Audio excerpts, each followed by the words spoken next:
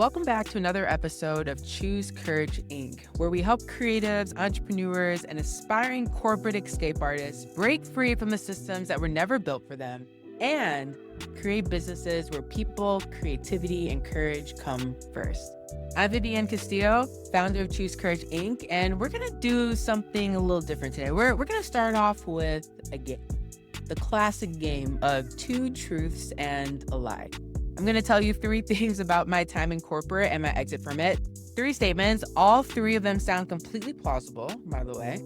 And I want you to hold all three in your head while we talk today, because by the end of the episode, you'll know which one is the lie. All right, ready? Statement number one, I kept a spreadsheet tracking every dollar between me and my exit. Statement number two, leaving corporate was the riskiest financial decision I've ever made. Statement number three, I knew I needed to leave 2 years before I actually did. So sit with those. One of them is a lie. And I think a part of you already suspects which one it is. Let's get into it.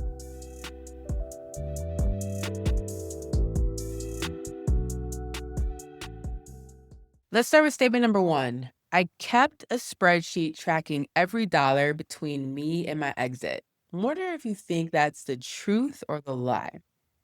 Well, the answer is this one is true. I kept a spreadsheet for months before I left corporate, and I mean months, updated obsessively Sunday evenings at my kitchen table with a cup of tea that always went cold because I kept getting lost in the numbers. Late nights after everyone else had gone to bed, early mornings when I couldn't sleep and my brain needed something to do besides spiral. And y'all, that spreadsheet had everything: my savings target, my monthly burn rate, runway in months. If I leave on this date, I have X months of runway. If I wait until this date, I have Y. And I had formulas, I had projections, I had contingency columns. I was thorough, y'all. Like unhinged levels of thorough, honestly. And I think a lot of it was because I felt responsible. Like I was being smart. Like I was doing this the right way. But here's the thing about that spreadsheet. It had a lot of columns. It had a lot of very careful, very detailed columns, y'all. But what it did not have was a column for resentment or a column for what it costs to sit in a meeting for the fourth time this month where the decision has already been made before anyone even walked into the room. And your job is to just perform engagement while pretending that it's not true. Or a column for going home on a Friday so emptied out that you can't access the parts of yourself that actually wants to do things.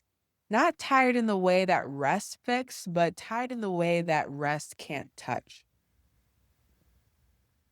Or a column for Sunday nights. I never built a column for any of that. And I'm guessing I'm not the only one who kept a very thoughtful, sophisticated spreadsheet, or at least endured the experience of trying to think about your numbers and what's enough and what you need to think about with a very significant gap in it. So I want to talk about what was actually in that gap, because the cost of staying is three things. And only one of them I feel like ever makes it onto a spreadsheet. Cost number one, the emotional cost. The emotional cost of staying in misaligned work is not something that happens all at once, right? It compounds slowly, it compounds painfully, which is exactly what makes it so hard to catch. Because it actually starts with resentment, but like small amounts of resentment. You know, the kind you can talk yourself out of. Oh, I'm just having a hard week. Oh, it's just this project.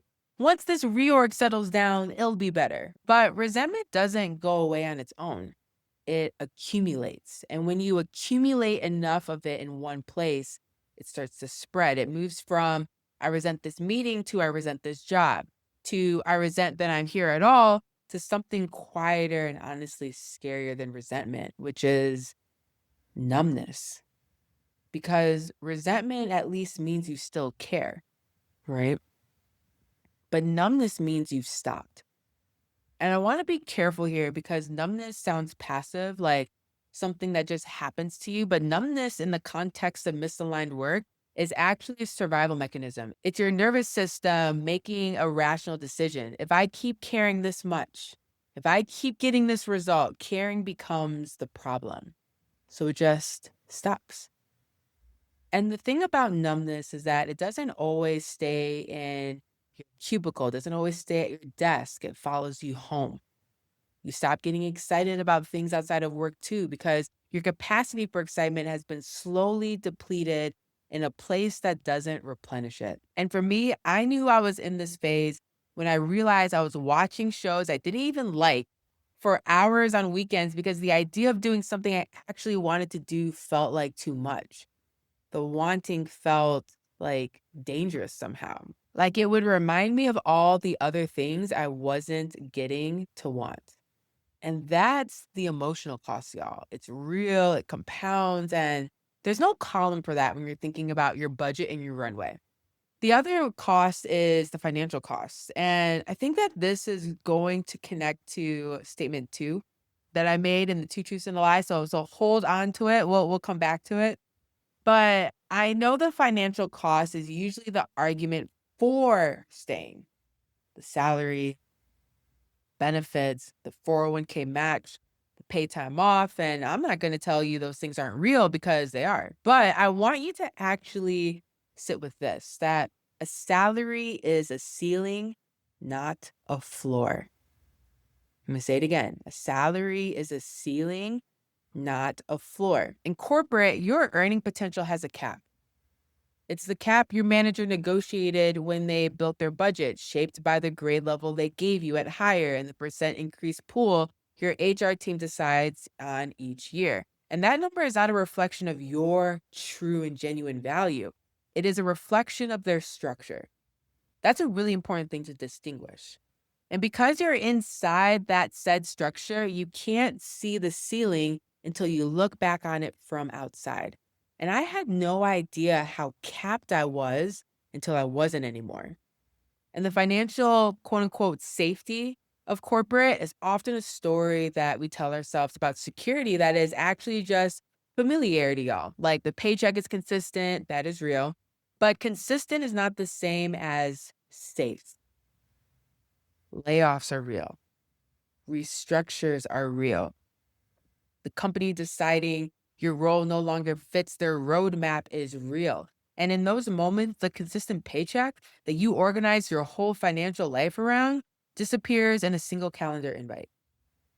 And so I get it. Like the golden handcuffs are a real thing, but I want you to notice how that phrase works. They are handcuffs, y'all.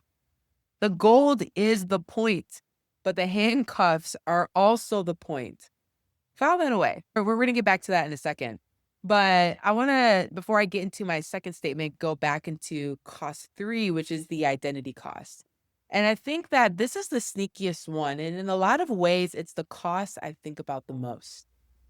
The identity cost of staying too long somewhere that requires you to shrink is that you slowly lose access to the version of yourself that dreams, that wonders, that hopes. And I want to be careful not to make that sound dramatic because in the moment, it doesn't feel dramatic at all. It feels like maturity, right? Stop talking about the things you want to build because you've learned to see those conversations as quote unquote naive. You stop imagining alternative futures because you've decided that being realistic is the responsible choice. You start describing your ambitions in past tense. Oh, I used to want to do X, or I had this idea once. Maybe someday when the timing is right. And then you call that growing up. But what if it's not maturity? Like, what if it's a survival mechanism that has outlived its usefulness? Because here's what I have seen in my own experience and the people that I work with when I'm coaching, consulting. When you leave an environment that required you to shrink, the dreaming comes back. Yo, the dreaming comes back, y'all. I promise you. And it doesn't come back immediately. Sometimes it takes months, but I promise you it comes back. And when it does, you realize how long it had been gone. I was talking to someone the other day about this, and I was telling them, yo, like I'm meeting parts of myself for the first time that I didn't realize existed because I had been pushed down and told to shrink for so long. And so the identity cost is not just who you are right now, it's who you don't become while you're staying. Now, I want to go into my next statement. Let me jump to statement number 3 actually. Statement number 3 is I knew I needed to leave 2 years before I actually did. And this statement is also true. And not in a dramatic crying in the bathroom kind of way, but in a quieter way. Like the kind where you stop volunteering for projects, where you realize you haven't felt genuinely excited about a Monday in longer than you can remember, right? Where someone asks, "Oh, how's work?" And you say, "It's fine." But you both know it's not true. Like you both know like you're dying on the inside, right? 2 years of that crap. And you know what kept me there? Honestly, it was the spreadsheet, this like false sense of control. I told myself I was being responsible. I needed to save more money. I needed to hit this milestone. I needed to wait for the right timing. I needed to not let people down. I needed to be sure. And sure kept being a moving target though. And what I didn't realize was that every month I stayed past the point of knowing, all 3 of those costs I just described were compounding. Every month of resentment became slightly more resentment. Every month of numbness became slightly more numb. Every month of not dreaming became a slightly smaller capacity for dreaming, for hoping, for wondering, for being curious about what else there is out there. And I can't get those 2 years back. And the thing I had to finally confront was that being responsible, this idea of quote unquote being responsible, was a story I was telling myself to avoid being brave. Because responsible looked like staying until the right time, until I had enough saved, until the timing aligned. But being brave, being courageous, would have looked like acknowledging that the right time was not coming and moving anyway. And I was dressing up fear in these clothes of responsibility and calling it strategy. And I was very good at it, like very, very good at it. And that is exactly why it took 2 years, 2 years of sitting in that, 2 years of waiting for things to get better when things could have just been better because I decided to move. I decided to act. I decided to wonder. I decided to see what was possible. Okay. So, 2 truths and a lie. Statement number 1, I kept a spreadsheet tracking every dollar between me and my exit. That was true. Statement number 3, I knew I needed to leave 2 years before I actually did. That statement was also true, which means statement number 2 was the lie. Leaving corporate was the riskiest financial decision I've ever made. That is the lie. Staying was. Staying was 2 years of capped earning potential that I can't get back. 2 years of compounding resentment and numbness. 2 years of not becoming the version of myself that exists on the other side of that decision. 2 years of very detailed spreadsheets with a very significant gap in them. Leaving looked risky, y'all, because it was mainly unfamiliar. And staying felt safe because it was familiar. Like sometimes there are things that are painful, things that are uncomfortable that feel comfortable because they're familiar, because the pain of choosing of experiencing something different feels like it would require too much of us. And so staying felt safe because it was familiar. And we tend to have a habit, all of us, of confusing familiarity with safety. But the financial risk of leaving was real. Like, I'm not gonna pretend like it wasn't, okay? The first year was new, it was difficult in its own ways, but the financial risk of staying, the capped ceiling, the false security, the golden handcuffs, the slow erosion of the version of me that was capable of building something, that risk was also very, very real.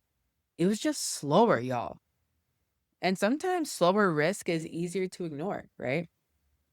And it's one of actually the reasons why I built something called the walkout. Because I built my spreadsheet alone. I did the late nights alone. I had the am I being responsible or am I being afraid conversation with myself approximately 900 times alone. And it still took 2 years. But the walkout is the room I didn't have. It's June 3rd through June 5th of this year. You'll be in the room with an attorney, an accountant, a health insurance professionalist, and entrepreneurs who have been exactly where you are and are willing to tell you the real story, the real tea, all the tea, y'all. And you'll leave with a 21-day action plan and a spreadsheet that actually has all the columns. Learn more, save your seat at jointhewalkout.com. Would love to connect with you there. Learn more, dream more, see what's possible. Because if you've been keeping your own version of my spreadsheet, that's not an accident. That's recognition. And recognition is just the beginning. So I want to close by saying this.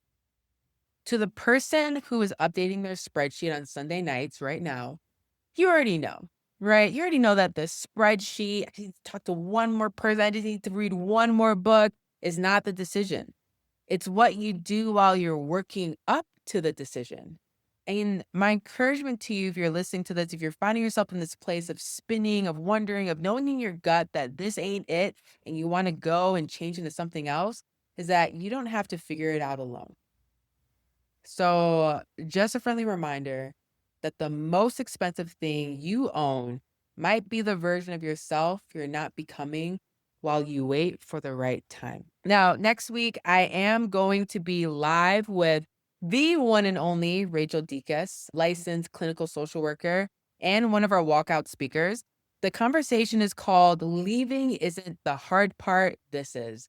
And I want to tell you, this one is genuinely going to rearrange something in your chest. We're going live on Friday, April 17th at 2 p.m. Eastern. It's free, and I will put the sign up link in the show notes, and I hope you're able to make it. It's going to be amazing, and you will leave encouraged, hopeful, and excited about what's possible. I hope you have a wonderful rest of the week, and of course, drink some water. Thanks for hanging out with us and diving into some of these real and unfiltered conversations. We know your time is valuable, and so we don't take it for granted. If today's episode made you think, if it challenged you, or gave you something new to consider, we'd love for you to hit that follow button on whatever streaming service you're using. That way, you'll never miss an episode when we drop them. And if you want to go even deeper, sign up for our newsletter at choosecourageinc.com, and you'll get updates on new episodes, access to exclusive freebies, and first dibs on coaching opportunities and other resources to help you make bold moves in your life and business. So we appreciate you, we see you, and we're rooting for you. Until next time, keep choosing courage over comfort, and a friendly reminder to drink some water.